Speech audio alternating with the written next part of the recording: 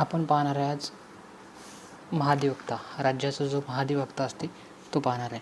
राज्याचा महाधिवक्ता जो आहे ना, हा याची कलम आहे 165 भारतीय संविधानाच्या 165 राज्याचा महाधिवक्ता दिला आहे. महाधिवक्ता म्हणजे काय, तर हा एक सरकारी वकील असतो राज्य सरकारसाठी. याच्या आपल्याला काय तर याची पात्रता काय लागते, जसा हा नामांकित पंडित असला पाहिजे का, तर नाही, हा नामांकित पंडित असला पाहिजे नाही. हा कामकाजात भाग घेऊ शकतो काय, म्हणजे जो विधिमंडळ जे आहे ना, त्याच्या कामकाजात हा भाग घेऊ शकतो, पण त्याला मतदानाचा अधिकार नाही. विधिमंडळाच्या समितीचा सदस्य पण होऊ शकतो.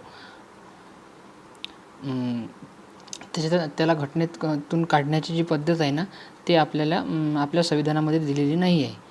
त्याची नियुक्ती कोण करते, तर महाधिवक्त्याची नियुक्ती कोण करते, तर राज्यपाल करते.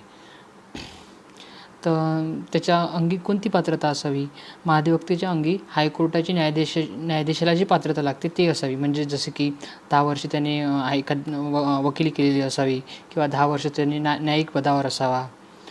तर याचा कार्यकाळ जो आहे ना महाधिवक्त्याचा, हा आपल्या राज्यघटनेत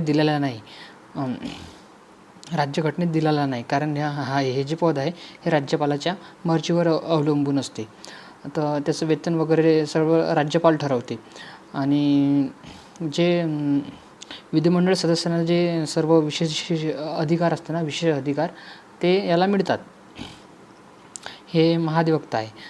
राज्यामध्ये महाधिवक्ता असतो, आणि तिकडे भारताचा जो असतो तो असतो महान्यायवादी. त्याचा आर्टिकल आहे 76, आणि राज्याचा महाधिवक्त्याचा 165 आर्टिकलवर प्रश्न विचारला जातात.